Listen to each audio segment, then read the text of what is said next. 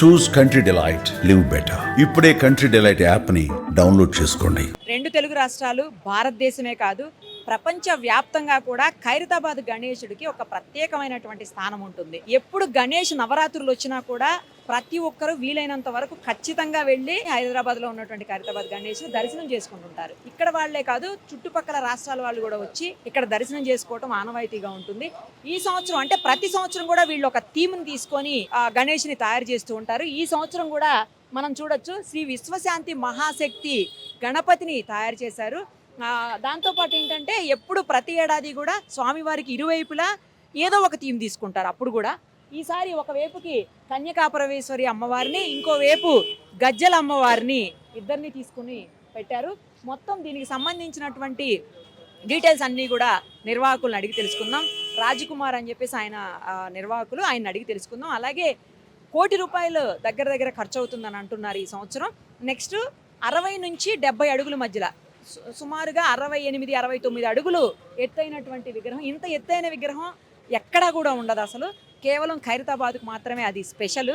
ఒక్కసారి మరిన్ని వివరాలు ఆయన అడిగి తెలుసుకుందాం. అలాగే ఇది 1952లో ఏమో స్టార్ట్ అయింది. సో అప్పటి నుంచి కూడా ఎలా విగ్రహాలు, ఏ రకమైనటువంటి విగ్రహాలని ఇక్కడ అంటే ఎలాంటి థీమ్స్ తోటి ప్రతిష్ఠించారు, ప్రతి సంవత్సరం ఎలా పూజలు చేస్తున్నారో కూడా మనం అడిగి తెలుసుకుందాం. రాజకుమార్ గారు, ఈ సంవత్సరం మన ఖైరతాబాద్ గణేశుడిని ఎన్ని అడుగుల ఎత్తులో పెడుతున్నారు, అలాగే ఈ సంవత్సరం థీమ్ ఏం తీసుకున్నారు? ఎందుకంటే ఖైరతాబాద్ గణేష్ కేవలం రెండు తెలుగు రాష్ట్రాల్లో కాదు, ప్రపంచవ్యాప్తంగా కూడా పేరున్నటువంటి గొప్ప దేవుడు. సో అలాంటి దేవుడికి ఈ సంవత్సరం మీరు ఏం చేయబోతున్నారు, మొత్తం చెప్పండి. ఈ వినాయకుని ఎత్తు 69 అడుగుల అంటే 60 అడుగుల పైన ఉంటుంది. మరి ఇంతకుముందే చెప్పారు, ఈ వినాయకునికి భారతదేశం కాదు ప్రపంచం మొత్తం పేరుందని. సో కాబట్టి ఆపరేషన్ సింధూర్ తర్వాత మన భారత ప్రజలే కాదు యావత్ ప్రపంచం కూడా శాంతియుతంగా ఉండాలి, ప్రజలంతా సుఖశాంతులతో ఉండాలనే ఉద్దేశంతో ఈ సంవత్సరము విశ్వశాంతి మహాశక్తి వినాయకుని ఎంచుకున్నాము. మహాశక్తి వినాయకుడు మరొకవైపు వాసవి కన్యక పరమేశ్వర అమ్మవారు, మరోవైపు గజ్జలమ్మవారు. ఈ గజ్జలమ్మవారు ప్రత్యేకత ఏంటంటే వినాయకుని పెట్టే బిల్డింగ్లో ఈ అమ్మవారు కూడా ఉండే. మా పెద్దనాన్న గారు శంకరయ్య గారు ఏం చేశారంటే ఈ అమ్మవారికి గుడి కడదామనే ఉద్దేశంతో ఈ అమ్మవారి పక్కకు ఒక ప్లేస్లో ప్రతిష్ఠించి గుడి కట్టడం అనుకున్నారు. అది అన్కంప్లీట్ ఉంది. ఆ అమ్మవారు అమ్మ గజ్జలమ్మవారు. అదేవిధంగా పురి జగన్నాథ స్వామి, ఇంకో వారి టీం అనమాట సుభద్రాదేవి గారు, బలరాముడు, సుదర్శనుడు. ఇంకోవైపు శ్రీ లక్ష్మీ సమేత హయగ్రీవ స్వామిని ఈ సంవత్సరం భక్తులకు దర్శనమైపోతా ఉన్నమాట.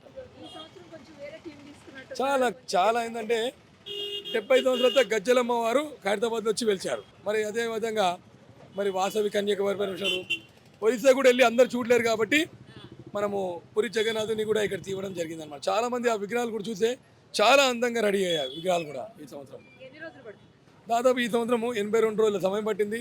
మరొక 2 డేస్లో పెయింట్ అయిపోతుంది. 82 రోజులు సమయం పట్టింది. మరి మనం సండే రోజు కూడా ఆగమన్ అనే కార్యక్రమం చేస్తూ ఉన్నాం. ఎందుకంటే ఖైరతాబాద్లో యువకులందరూ లేదు మేము ఆగమన్ చేయాలి అనే టైప్లో అంటూ ఉన్నారు. వారి మాట మన్నించి ఖచ్చితంగా చేయాలి. లాస్ట్ ఇయర్ కూడా చేయబోతా ఉన్నాం అనమాట. లడ్డు ఏంటంటే తావేశం నుంచి మేము లడ్డు కూడా కొన్ని చిన్న లడ్డు వస్తుంది, పెద్ద లడ్డు వస్తే పంచడం కష్టమవుతుంది కాబట్టి మేమే వద్దని చెప్పాము. బట్ చిన్న లడ్డు చాలా వస్తున్నాయి. మనము వచ్చి ఆ లడ్డు కూడా భక్తులకి పంపిణీ చేయాలనేది ఆలోచన. చూడండి, సుమారు 4 నుంచి 5 రాష్ట్రాల ఆర్టిస్టులు వచ్చారు. తెలంగాణ, ఆంధ్రప్రదేశ్, మరి అదేవిధంగా తమిళనాడు సంబంధించిన మూర్తి గారు, ఒరిస్సా సంబంధించిన జోగారావు గారు, మన మెయిన్ శిల్పి మాత్రం రాజేందర్ గారు, దాంతోపాటు సందీప్ రాజ్ గారు, గణేశోత్సవ కమిటీ అధ్యక్షులు మరి దానం నాగేందర్ గారి ఆధ్వర్యంలో అన్ని కార్యక్రమాలు జరగడం జరుగుతుంది అనమాట.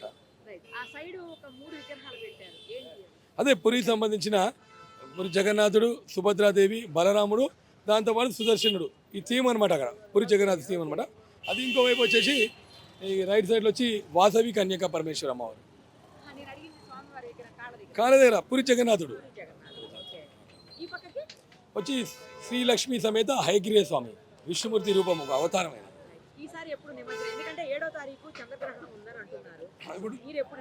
మేము 6వ తేదీ 11వ రోజు వస్తుంది, మనది 6వ తేదీ అవుతుంది. చాలా మంది ప్రజలు చాలా కన్ఫ్యూజ్లు ఉన్నారు. 7వ తేదీ చంద్రగ్రహణం వేసింది, ముందు రోజు నిమజ్జనం చేయొచ్చా లేదని. 7వ తేదీ 12:30 గ్రహణం అనేది దాని ఎఫెక్ట్ అని ఉంటుంది. గ్రహణం మాత్రం 7 గంటలకు వస్తున్నది. మధ్యాహ్నం టైంలో 7 గంటలకు ఏదో పంతులు గారు చెప్పిన విధంగా 7 గంటల తర్వాత గ్రహణం అనేది దాని ఎఫెక్ట్ మాత్రం 12 గంటల నుంచి ఉంటుందని చెప్పారు. బట్ మనమైతే నిమజ్జనం చేసుకోవచ్చు, ఎటువంటి ఇబ్బంది అనేది లేదు. మేము మధ్యాహ్నం 6వ తేదీ 1 గంట లోపల మేము నిమజ్జనం చేస్తాం. 1 గంట లోపు అయిపోతుంది. అయిపోతుంది. ప్రతి సంవత్సరం లేట్ అవుతూనే ఉంటుంది మనం అనుకున్న టైం కంటే. ఎందుకంటే ఎక్కువ మంది భక్తులు రావటం వల్ల చాలా టైం పడుతూ ఉంటుంది ప్రతిసారి కూడా. ఈసారి ఏంటి పరిస్థితి? లేదు, ఎందుకంటే మనం ఇంతకుముందు ఎట్లుంటుందంటే మన వినాయక చవితి నెక్స్ట్ డే మనం వినాయకుని వేస్తుంది. కానీ ఒక 5-6 సంవత్సరాల నుంచి 1 to 2 మధ్యలో మనం వినాయకుని నిమజ్జనం చేస్తూ ఉన్నాం అనమాట. ఎందుకంటే ఈ వినాయకుని అందరూ ఒక పర్టికులర్ టైంలో చూస్తూ ఉన్నారు. ఇంతకుముందు ఎట్లుంటే నిమజ్జనం ఎప్పుడైతే తెలియదు, ఏ పరిస్థితి ఉంది. కానీ ఇప్పుడు మాత్రము ఖచ్చితంగా మధ్యాహ్నం 1 గంటల లోపల నిమజ్జనం చేయాలనేది ఒక ఆలోచన. ఈసారి ఎంత ఖర్చు అయింది? ఇప్పుడాక ₹1 పైన ఖర్చు అయింది. ఇంకా ఉన్నది ఖర్చు గిట్ట ఉన్నది. దీనిలో 70% అనేది ఆర్టిస్టుల కాస్ట్ వెళ్తుంది. చాలా నిపుణమైనటువంటి కాస్ట్. వాళ్ళు ఒక్కరోజు పనిచేస్తే 2 రోజులు పరిచయం కాస్ట్ అవుతుంది అనమాట. మేము వెల్డర్లకు 20 లక్షల రూపాయలు దాకా ఇచ్చాము వెల్డర్లకు. మళ్ళీ తమిళనాడు వాళ్ళకు 15 లక్షలు అవుతుంది. కార్పెంటర్లకు 15 లక్షలు అవుతుంది. వాళ్ళదే మాకు కాస్టింగ్ అనేది పెరుగుతూ ఉందన్నమాట. స్టీల్కి ఒక 20 లక్షల దాకా అయింది. మేజర్గా ఏంటంటే ఈ ₹1 కూడా 80% వీళ్ళకి వెళ్ళిపోతుంది. ఇప్పుడు మనం ఏంటంటే గణేషుని ఎక్కడ కాంప్రమైజ్ కాము. నార్మల్లీ మా నాన్నగారు చేసినప్పుడు ఏంటంటే వినాయకుని పెట్టాడు, వినాయకుని 2 విగ్రహాలు పక్కగా యాడ్ చేశాడు, దాని తర్వాత 2 విగ్రహాలు యాడ్ చేశాడు. ఆయన ఏంటంటే ఆలోచన వినాయకుడు సుందరంగా కనిపించాలి. ఇంకో విషయం ఏంటంటే ఇది ఏదో లీడరు పొలిటికల్ ఏం లేదు. ఇక్కడ వచ్చే భక్తులు ఇచ్చే కట్న కానుకల వల్లే ఇంత సుందరమైన విగ్రహాలు అవుతున్నాయి. దాని తగ్గట్టు వినాయకుడు దానికి ఎప్పుడు ఇబ్బంది పెట్టాడు. దాని తగ్గట్టు అమౌంట్ కూడా వచ్చేస్తూనే ఉంటుంది. చూసుకుంటాడు ఆయన. ఏ సంవత్సరంలో స్టార్ట్ చేశారు? ఇప్పుడు వరుసగా ఇయర్ అడుగు పెంచుకుంటూ వచ్చారు కదా, మధ్యలో తగ్గించారు కదండి? లేదండి, కంటిన్యూ పెరుగుతుంది. 1954లో మొదలుపెట్టిన వినాయకుడు 2014లో 60 అడుగులైంది. వినాయకుడిని షష్ఠి పూర్తి చేసినప్పుడు ఎత్తు తగ్గిస్తామని చెప్పాము. ఎందుకంటే ఎత్తు పెంచితే వెడల్పు పెంచాలి. సో మనకున్న రోడ్ ఫెసిలిటీ లేదు కాబట్టి 60 అడుగుల తర్వాత 2024లో 70 అడుగులు చేశాం. 70 అడుగులు చేసినప్పుడు ఏంటంటే 70 అడుగులు 70 ముఖాలు సప్తముఖ మహాశక్తి వినాయకుని ఏర్పాటు చేశాము. రాహు కేతువు, శివపార్వతుల కళ్యాణము, శ్రీనివాస కళ్యాణము, బాలరాముని లాస్టం ఏర్పాటు చేశాం.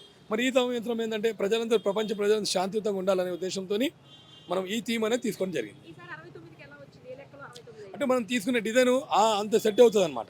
తగ్గించడం అనేది కాదు, కానీ తీసుకునే డిజైన్. అందుకే నేను అన్నాను సుమారు 60 అడుగుల పైన ఉంటుంది అని చెప్పాను అనమాట. 69 కాదు కానీ 69 అవుతుంది. మొత్తానికి అయితే 69 అడుగులు అవుతుంది అనమాట. లేదు, ఇది స్టెబుల్ హైట్ ఉంటుందండి. 60 అడుగుల లోపలే అంతే స్టెబుల్ హైటే ఉంటుంది. 60 అడుగుల పైన ఉంటుంది. స్టేబుల్ ఉంటుంది, మధ్యలో ఉంటుంది అంతే. సుమన్ టీవీలో మీ పర్సనల్ అండ్ బిజినెస్ ప్రమోషన్స్ కోసం కింది నెంబర్కి కాంటాక్ట్ చేయండి.